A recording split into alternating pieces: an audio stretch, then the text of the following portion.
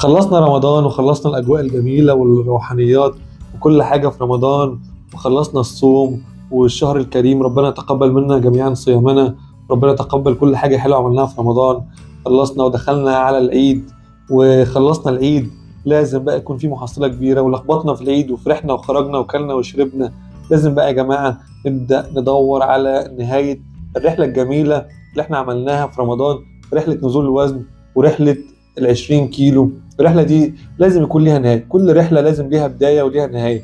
احنا خدنا البدايات وخلصنا شوط كبير قوي من الرحلة، واحنا الآن في الشوط الأخير أو الفصل الأخير من الرواية بتاعت دايت ال9 أيام.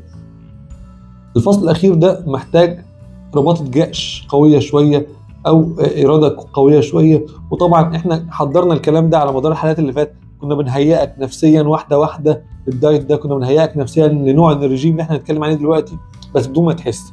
بدأنا قلنا نجرب، خدنا أسبوع في منع نشويات، كام يوم خدنا أسبوع في وجبات مختلفة، خدنا أسبوع في خضروات وفواكه.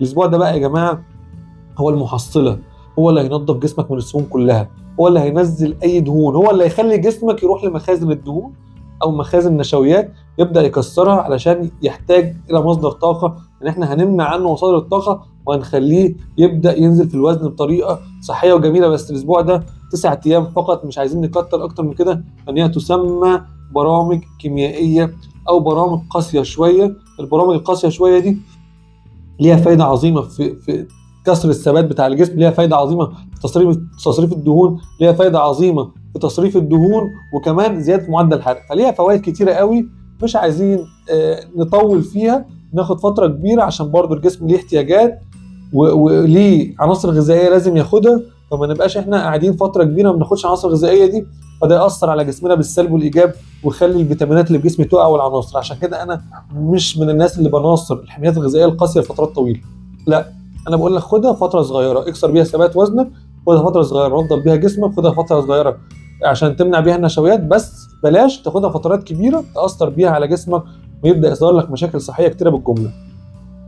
الدايت ده بقى يا جماعة هو مبني على الخضروات والفواكه والبروتينات، هو برنامج غذائي كيميائي للتخلص من جميع السموم التي في الجسم والتخلص من جميع مخازن الدهون وتفريغ مخازن الدهون. أنا هنا بفضي مخازن الدهون علشان أي مكان سنة موضعية عندي يبدأ ينزل ويتغير. وطبعا الدايت ده مفيد قوي قوي للسنة الموضعية، للبطن والجناب والأرداف والدراعات والظهر، لأن هو بيبدأ يروح لمخازن الدهون اللي هي موجودة في الأماكن دي.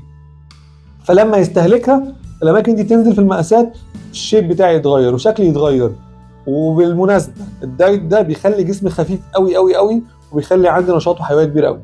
البرنامج ده يا جماعة معتمد على وجبة فطارك مكونة من كل البروتينات المتاحة عندك، سواء البيض، سواء الجبنة، سواء الفول، سواء الطعمية، سواء اللانشون، سواء الزبادي، سواء الرايب.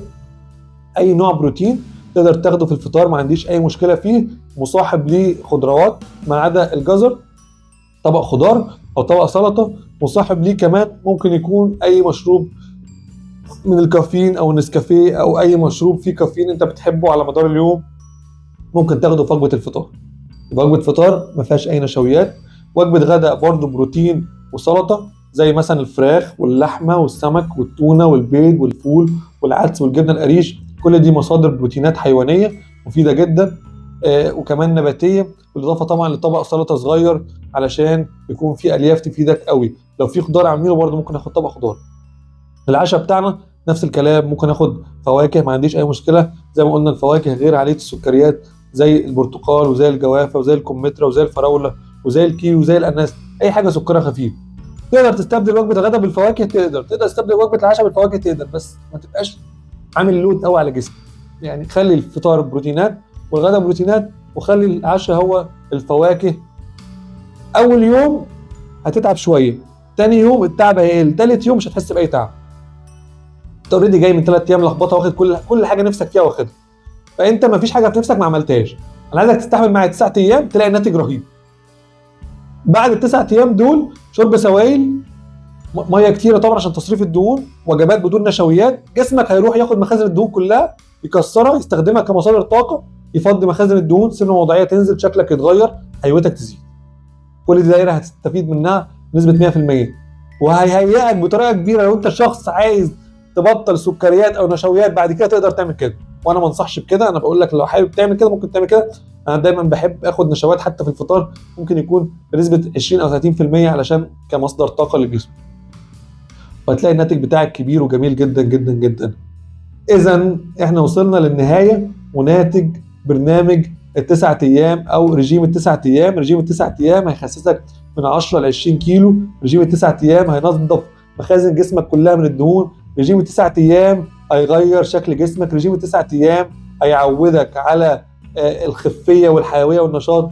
رجيم التسعة ايام لو عندك اي مشكله صحيه ليها علاقه بالسكر، ليها علاقه بالكوليسترول، بالدهون الثلاثيه، هيخلي الاعراض دي كلها تتلاشى عندك، لان انت بطبيعتك منعت نشويات او غيرت محتوى جسمك من الدهون. رجيم التسعة ايام هيخليك شخص صحي وشخص ماشي بكل امان بدون اي ادويه، وشخص محب على الحياه ومقبل على الحياه، وشكلك ومقاساتك بتغير مليون مره. اعملوا سبسكرايب للقناه واعملوا لايك للفيديو وتابعونا علشان يكون عندنا دايما سلسله من الحلقات المختلفه تانية، ونشوفكم على خير.